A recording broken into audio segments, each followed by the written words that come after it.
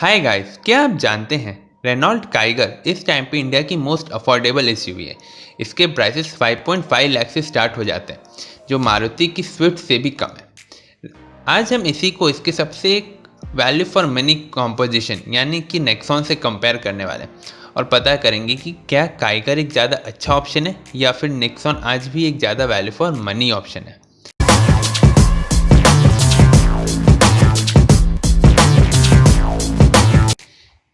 इस कंपैरिजन में हमने काफ़ी सारे पैरामीटर्स कंसीडर किए हैं, जैसे कि price, dimension, engine specifications, safety features, comfort and convenience feature और आफ्टर सेल्स एंड सर्विस। इसलिए वीडियो को आखिर तक ज़रूर देखें ताकि आप किसी भी इंपॉर्टेंट पैरामीटर को मिस न करें। तो चलिए शुरुआत हम इनके प्राइसेस से करते हैं। रेनॉल्ट काइगर का RXZ वेरिएंट 8,55,000 एक शोरूम में मिलता है, टर्बो वेरिएंट। वहीं पे नेक्सॉन XMS वेरिएंट आपको 8,51,000 का मिलता है।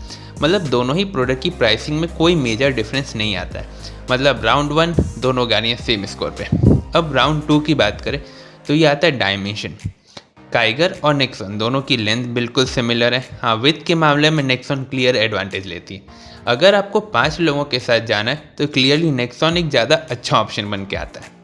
वहीं अगर हाइट की बात करें, दोनों गाड़ियाँ सिमिलर है। व्हील बेस में दोनों गाड़ियाँ सिमिलर है और बूट स्पेस में काइगर को एडवांटेज है। ये एडवांटेज बहुत ज़्यादा तो नहीं है, लेकिन तब भी सिग्निफिकेंट एडवांटेज है। अब हम डायमेंशन के विनर की बात करें तो यहाँ पे कोई भी प्रोडक्ट क्लियर विनर नहीं बन के आता है, क्योंकि किसी में आपको वेट ज़्यादा मिलती है तो किसी में आपको बूट स्पेस मिलता है। मतलब राउंड 2 भी टाई ही रहा। अभी तक दोनों गाड़ियाँ काफ़ी क्लोज चली आई हैं। थर्ड जो पैरामीटर आता है वो आता है इंजन कंपैरिजन।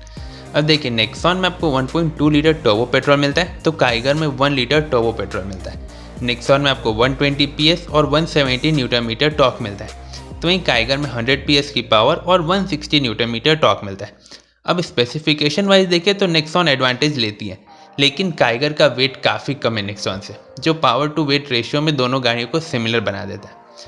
वहीं अगर माइलेज की बात करते हैं तो नेक्सॉन में आपको 17 तो काइगर में आपको 20 किलोमीटर पर लीटर का मिलता है। जिस तरह से पेट्रोल के प्राइसेस बढ़ रहे हैं, इसलिए माइलेज का इंपॉर्टेंस धीरे धीरे वापस से बढ़ने लगा है। इसलिए इंजन कंपैरिजन में ज़्यादा पावर होने के बावजूद हम काइगर को स्लाइट एडवांटेज यहाँ पे देते हैं। अब अगला जो पैरामीटर आता है वो आता है सेफ्टी फीचर्स या सेफ्टी का टोटल। तो यहाँ पे टाटा के प्रोडक्ट्स हमेशा से लीड बनाए आते हैं, ये उनका सबसे स्ट्रॉन्ग पॉइंट रहा है। अगर हम इनके सेफ्टी फीचर्स की बात करते हैं, कॉमन सेफ्टी फीचर्स, तो दोनों गाड़ियों में आपको ड्यूअल एयर बैग मिलता है, ABS विथ EBD मिलता है और रिवर्स पार्किंग सेंसर मिलता है।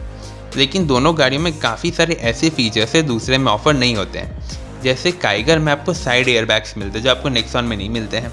साथ ही में आपको काइगर में रिवर्स पार्किंग कैमरा भी मिलता है और रियर डिफॉगर मिलता है। ये फीचर्स आपको नेक्सॉन XMS में नहीं मिलते हैं। वहीं अगर नेक्सॉन XMS की बात करें, जो फीचर्स आपको काइगर में नहीं मिलते, वो आता है ESP विद ट्रैक्शन कंट्रोल और हिल होल्ड। मतलब दोनों गाड़ियों में कुछ एडवांटेज है और कुछ डिसएडवांटेज है। सेफ्टी फीचर से भी कोई विनर नहीं मिल रहा है। लेकिन हाँ, नेक्सॉन का क्रैश टेस्ट हुआ है जिसने उसमें 5 स्टार हासिल किए हैं, जो इंडिया की पहली 5 स्टार रेटेड कार भी रही है।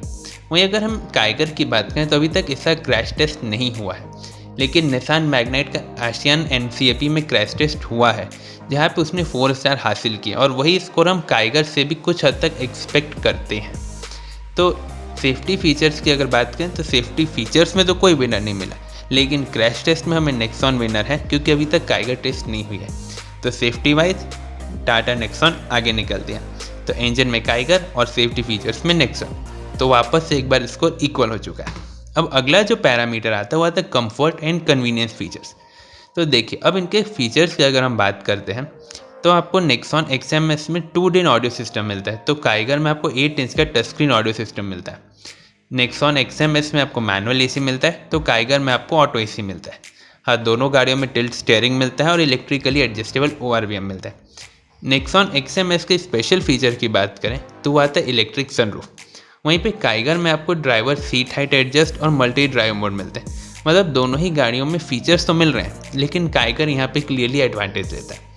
बेशक उसमें सनरूफ नहीं मिल रहा है, लेकिन उसके बावजूद काइगर के touch screen, automatic AC, driver seat height adjust, इनकी वैल्यू मेरे हिसाब से इलेक्ट्रिक सनरूफ से ज़्यादा है। इसलिए फीचर वाइज भी हम काइगर को एडवांटेज देते हैं। अब जो लास्ट पैरामीटर आता है वो आता है after sales and service. Tata Nexon में आपको 2 ईयर या 75,000 किलोमीटर की वारंटी मिलती है, तो रेनॉल्ट काइगर में भी आपको 2 ईयर या 50,000 किलोमीटर की वारंटी मिलती है। अब क्लियरली नेक्सॉन में आपको ज़्यादा वारंटी तो मिल रही है, बट 2 ईयर और 75,000 बहुत कम ही लोग अचीव कर पाते हैं, इसलिए वारंटी में दोनों गाड़ियाँ सिमिलर है।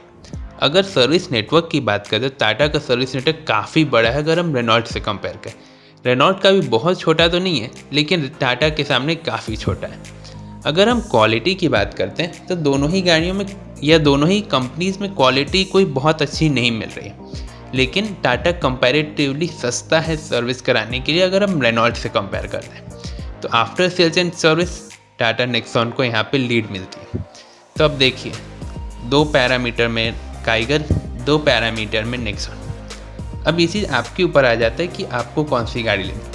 अगर आपके घर के आसपास में रेनॉल्ट का शोरूम है और अगर उसका रिव्यू ठीक ठाक है तो यहाँ पे क्लियरली रेनॉल्ट काइगर एक ज़्यादा अच्छा ऑप्शन है, क्योंकि आपको ज़्यादा फीचर्स मिलते हैं, आपको अच्छा खासा बूट स्पेस मिल जाता है और किसी तरह 5th पैसेंजर को भी फिट कर ही लेंगे, जो बहुत ज़्यादा तो नहीं रहते हैं लेकिन तब भी कभी कभी आपको मिल जाता है। मतलब आफ्टर सेल्स एंड सर्विस का अगर आपको प्रॉब्लम नहीं है तो रेनॉल्ट काइगर क्लियरली एक अच्छा प्रोडक्ट है। लेकिन अगर आपके आसपास में रेनॉल्ट का सर्विस सेंटर नहीं है तो उस टाइम पे टाटा नेक्सॉन भी एक ख़राब चॉइस नहीं है।